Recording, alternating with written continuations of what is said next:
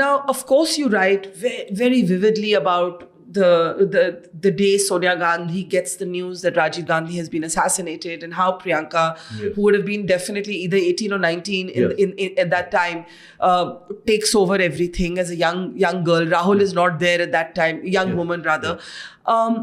It's a very vivid description. But what you say about Rajiv Gandhi's assassination is the really dramatic nugget in your book. Yes.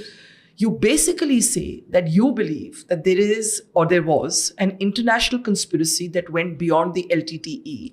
That the LTTE, you write, was contracted, according to you, by this, whoever was behind this international conspiracy. And then you say two things, which really, I was reading your book at night and I bilkul aise utke baith gayi. Because you say, one, that there is an international arms dealer link here. Two, you say there is a Chandraswamy link here. Three, and this is the most important thing, you say there were people within the Congress. You basically said there were people within the Congress who had interest in Rajiv Gandhi not living. Right. Are you standing by these words? Because this is a really serious... You're basically saying there may have been people within the Congress party who wanted Rajiv dead. Yes. You're standing by it? Absolutely. Absolutely. You see, the whole Bofors issue was raised by Chandraswamy and Khashoggi and the clique. Narasimha Rao was part of this all along. VP Singh and Arun Nehru were part of this. And they conspired to defeat Rajiv Gandhi at that point in 89. And then in 91, when they knew that Rajiv Gandhi is coming back to power, they felt threatened. And there was an international conspiracy because I will say for 2-3 reasons. One was that the information came to Rajiv Gandhi, which was sent by Yasser Arafat, the Palestinian leader, through Khalid al-Sheikh, who was their ambassador in India. And this was confirmed to me by Khalid al-Sheikh. I had a number of meetings with him later on. And it was told to me by Rajiv Gandhi. Rajiv Gandhi told me that I have received this information. What was the information? From Yasser Arafat. What was the information? Information was that in Europe, RDX has been procured again to assassinate you. This was the information. And Rajiv Gandhi repeated this to you? Yes. And this information was conveyed to Chandrasekhar, who was the Prime Minister at that time. And Subodh Khan Sahib was the Home Minister. This was conveyed to them. And I went to see Chandrasekhar and Subodh Khan Sahib, and I said, this information has been conveyed to you, what are you doing about it? So, Subodh Khan Sahib said, tum sale लौंडियार पंथी करते हो, अपना बिहारी अंदाज से उनका लौंडियार पंथी, मतलब you are childish, कुछ नहीं ऐसे कब कहानियां बनाते हैं, कुछ नहीं होता. I said, you have to provide security to Rajiv Gandhi. His security has to be enhanced because there is always this threat. This was one reason.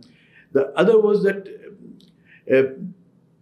Israel was, I believe that Mossad was also involved in some way. What is the basis for that? Basis, I have written in my book, you'll have to read. No, I have read the chapter, but I want you to tell the audience what you have. The Mossad was giving training to LTT. LTT was provided arms. Rajiv was, there were two reasons. Number one, Rajiv was supposed to be very close to the Palestinians and Palestinian leader. Secondly, Rajiv Gandhi, in 1990, when Iraq was to be attacked, and there was this whole coalition to attack Saddam Hussein and Iraq, Rajiv Gandhi took the initiative. He was leader of the opposition at that time. Took the initiative. He flew to Moscow to speak to the Soviet president, Gorbachev, and he tried to see that Gorbachev intervenes and sees that Iraq is not attacked. From there, he flew to meet Rafsanjani in Iran and tried to bring Rafsanjani and Saddam Hussein closer. And from there, he was supposed to go to Iraq to meet Saddam Hussein. But by that time, Americans had attacked. So Israelis were very unhappy with this initiative of Rajiv Gandhi, because now it's clear, everybody knows that the major force behind attack on Iraq was Israel, and Mossad was the force which was spreading all the news about. But can I hold you there? Yeah. Because does it not sound too fantastical? Yes. Basically आप ये कह रहे हैं कि एक तरफ Mossad Israel की intelligence agency, दूसरी तरफ एलटीटी, तीसरी तरफ कांग्रेस के अपने लोग, चौथी तरफ इंटरनेशनल आर्म्स डीलर, इन सबका एक मिलाप, एक मेल था which led to Rajiv Gandhi's killing. Now, how do you prove? Are you saying this with responsibility? Yes. Look. I feel that this should be reinvestigated. Rajiv Gandhi's assassination. Yes. It was not properly investigated. Jain Commission has written a whole chapter on Chandraswamy. Jain Commission has already seen that Chandraswamy was involved.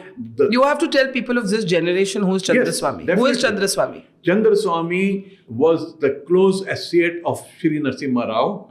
He was brought to Delhi by Narasimha Rao in order to influence Mrs. Gandhi, because he realized that Mrs. Gandhi is influenced by such tantrics.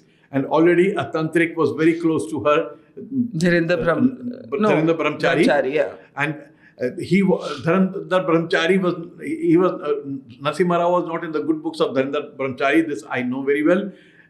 He used to come, Brahmachari used to come to my house also to meet my father.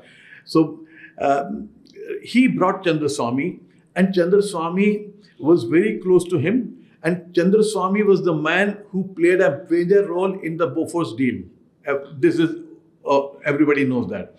He was working with Khashoggi, one of the biggest arms dealer, who was supplying most of the clandestine arms to all these forces all over the world. There are so many cases against Khashoggi. So he was working with Khashoggi, and Narasimha Rao introduced Chandraswamy to Khashoggi. Why do you believe Rajiv Gandhi's assassination should be reinvestigated? Because Narasimha Rao did not allow the real investigation to take place. I feel that lot of documents were not properly investigated. A lot of things were not properly And you have pointed a finger to people within the Congress party. Yes. You have basically suggested that people within the Congress party may have been part of the plot. Part of the plot? Few. I don't know whether they were part of the plot. But I feel But they were happy to have him out of the way. And they knew that something is cooking. Something is happening. And they had been telling their people, and Chandraswamy was one who told some of his close people that Rajiv Gandhi nahi rahega. Rajiv Gandhi नहीं होगा. ये नहीं बताया था क्या होगा. उनका जी prime minister ये तो बनेगा अब दोबारा से, ये तो जीत रहा है. So you're saying even if they weren't part of the plot, they knew that something was amiss and they didn't do anything or much to stop it. Yes. Or to have the truth come out. Absolutely. And therefore, that's a big allegation. In the interest of the country, in the interest of honest, it should be properly, a group should go investigate into Rajiv Gandhi's assassination. And what is most shocking for me is that it was not, when Congress came to power, they did not investigate it again. I mean, Narasimha Rao killed the investigation. I understand that. VP Singh, of course, and others didn't do much. But when Manmohan Singh came back to power, it should have been opened and reinvestigated. Why do you think it didn't happen then? Politics. Because now DMK was part of the coalition, and earlier Congress itself had brought down I.K. Gujral government because they said DMK's involvement is there according to Jain Commission report, DMK's involvement is there in the Rajiv Gandhi's assassination, and therefore either it should be thrown out or we will withdraw our support to I.K. Gujral, and I.K. Gujral's government fell on this very question. But the same DMK became part of the alliance in 2004. So ultimately, it is power.